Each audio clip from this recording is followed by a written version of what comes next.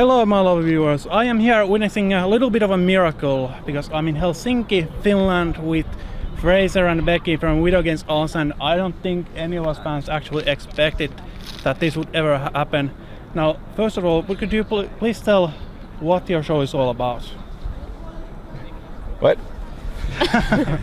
Could you please briefly tell? Video Games Awesome is a show where we play video games that are awesome. We try to focus on the positive stuff and we concentrate on production values. It's not like a lot of Let's Play shows out there. You could edit over top of this like a cool clip of the show and everybody will know what I'm talking about. Yeah, I'll make sure to do that. And how do you choose which games are good for the show? Games are chosen by basically, it's pretty methodical now. It's AAAs are like first on the list because that gets the views, that pays the bills. And they're fun because even if they're not, the mentality behind Video Games Awesome is even if we don't always love the game, there's always an awesome aspect to every game. So we concentrate on the awesome, but at the same time, we don't hesitate to rip apart the stuff that we think is bad or funny. After that, I would say indie games that have a lot of hype, stuff that people have requested a lot, then indie games and community stuff such as our Team Fortress 2 and our Minecraft things, and it comes in basically by request, demand, but also what we're interested in. Yeah. Okay. And as you said, when it comes to LPs, you might have one of the highest production values out there, if not Thank you. the highest. How did you come up with the setup? Was it hard to make it work, and what was the idea behind that? The setup came about because we did another show called Awesome Video Games, cue clip of Awesome Video Games over top of my face, where we did sort of a parody of Bill and Ted, and kind of like Wayne's World, also like 90s commercials from the day of two kids who kind of don't know what they're talking about, but all their script comes off the back of a video game box. But that has nothing to do with what we do now, besides the fact that when we published the DVD, we did pretty much a setup that looks exactly like what the show, not exactly, but it looks like what the show is now, and that's where we got the idea. We were just sitting on a couch, watching our own stuff, and I pretty much thought when I was editing it, why don't we just play a game while we do the same thing? Okay, and one of the things that really underlines your passion for video games is the costumes that you have, which are amazing. And Becky, you do those. What kind of experience you have in crafts before making the costumes? Nothing, really. Okay. I have always been a crafty, artistic person, but I didn't really make clothing or anything before. Fraser bought me a sewing machine maybe 8 years ago, and I started making like pillowcases and little things, and then I started really little with our costumes. So Portal was one of the first shows that we had costumes, and I just wrote like aperture science across his shirt, and I had the orange pants. So it started little like that, and then I've just kind of worked my way up to more difficult things over the last 8 years. Got better equipment. How long does it take to make a costume on average? Oh man, it varies. Sometimes it takes, I don't know, like Forever. 5 hours. Sometimes it takes weeks or months. It depends on what I'm working on. Okay. Sometimes it can take a really long time though. What kind of costumes do you like making the most? Hoodies. Okay. I love anything that I can make out of a hoodie because they're just so comfortable on the show and easy for people to kind of make on their own. So I try to do the how-to videos whenever I make anything that's hoodie related, so people can take it and make their own version of it.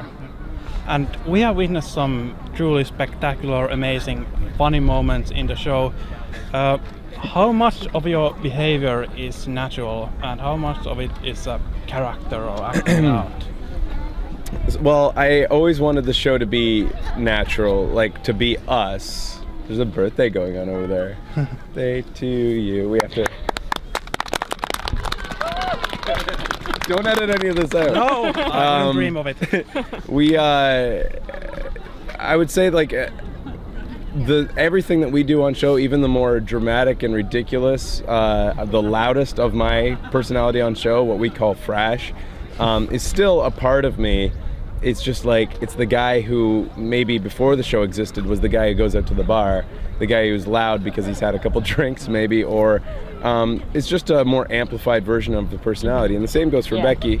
Like, you know, once that camera turns on, your body gets trained, your mind gets trained into the idea that the lights mean different mode of personality, and that's what we do, I think. Okay. And we all know you work very hard for the show, but not all the viewers might be aware of all the things that goes into it. Are there any behind the scenes stuff that takes a lot of effort that you could share with us? I would say the thing that, like, I mean, a lot of the technical aspect of the show I love. I love the tech, putting it together, making things work, and trying to do stuff that other shows like ours haven't done. I like the challenge. What I don't like, and probably the most challenging thing, is the testing, the endless testing, and the troubleshooting, finding problems. What's that little hiss behind our audio? Why do we drop a couple frames here every 17 seconds? And it takes hours and hours, because that's all you can do to whittle down to find problems like that is just time. That's the most trying part, and that's probably what a lot of people don't know, is how much time I spend in the studio just yelling into a microphone, trying to get it to distort the way it did on the last show, and trying to find out why it was happening, that kind of stuff. Right. And as we can see, you have built a very strong community around the world. Most of these are just tourists. We don't they were know just these curious, I think, mostly. So, how important do you think the community is for your show? How big of a part it is? The community is everything. From pretty much day one. I mean, from the very beginning, when it wasn't clear that I was going to make a living off of this, the sustenance was comments. That's all it is. All you want is the immediate gratification of someone saying that they're enjoying the content you're producing. I would constantly, even within the videos, put at the end like a little thing that says, please leave comments. And not because I knew that there was a YouTube algorithm or something that made commented videos more popular in the searches, like a lot of YouTubers do now. Like, comment, subscribe, really helps me out.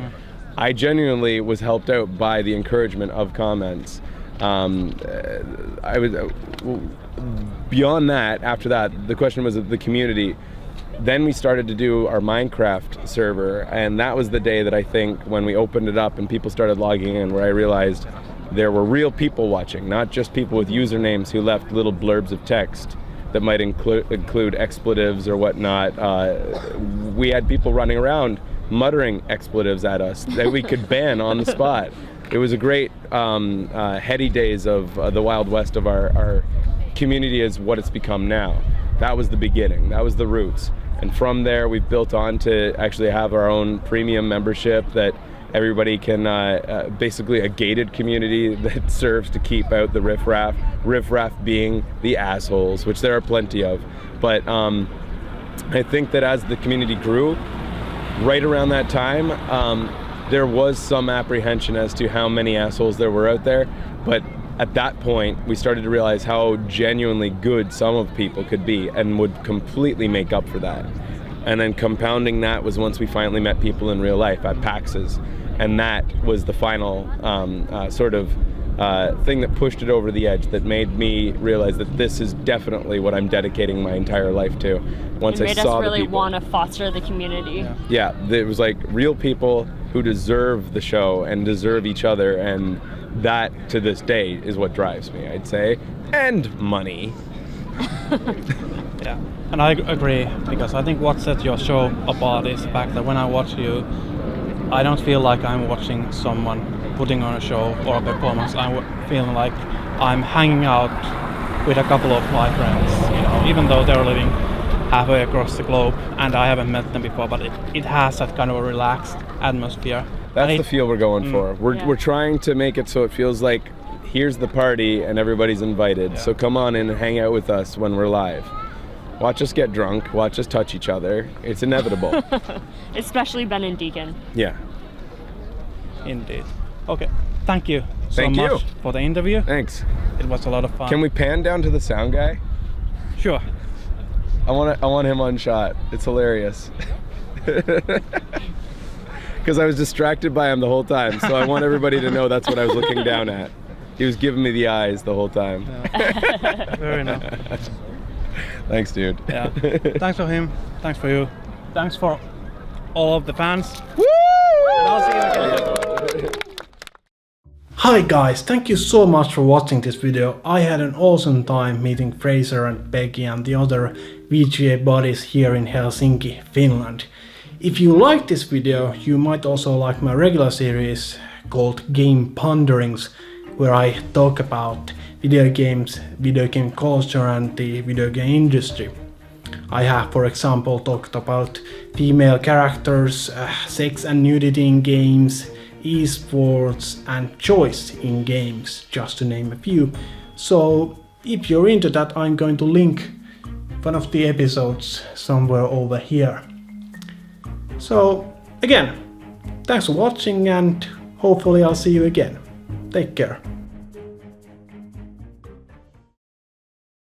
If you like this video, you might also like my regular series, which is called Fuck My Shit.